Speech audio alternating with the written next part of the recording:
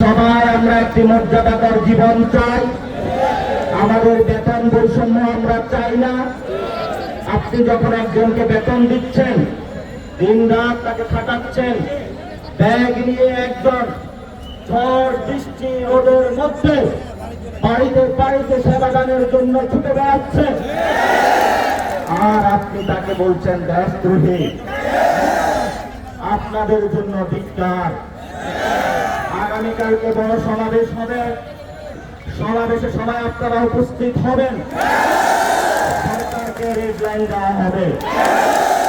আগামীকালকের মধ্যে আমরা এর সুরাহা চাই। আপনাদের জন্য আজকে রাত রয়েছে, রাত একটি রাতই যথেষ্ট। আগামীকালকে শহীদ মিনার থেকে ওনারা ওনাদের বিজয় নিয়ে ওনাদের বইয়ের কাছে ফিরতে চায়, বৃদ্ধ মা বাবার কাছে ফিরতে চায়, ভাইয়ের কাছে ফিরতে চায়। ওনারা স্কুলে বাচ্চা রেখে এসেছে, ওনারা সেবাদানে ফিরতে চায়।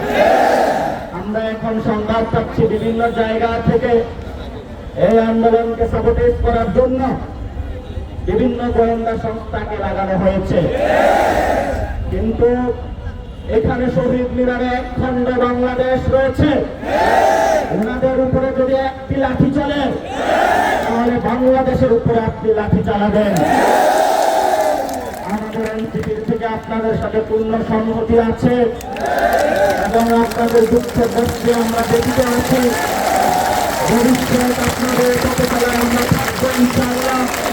আপনাদের উপরে যদি কোনো গুলি পড়ে, আপনাদের উপরে যদি কোনো লাঠি পড়ে, সেই লাঠি গুলি আগে আমাদের শরীরে পড়তে হবে।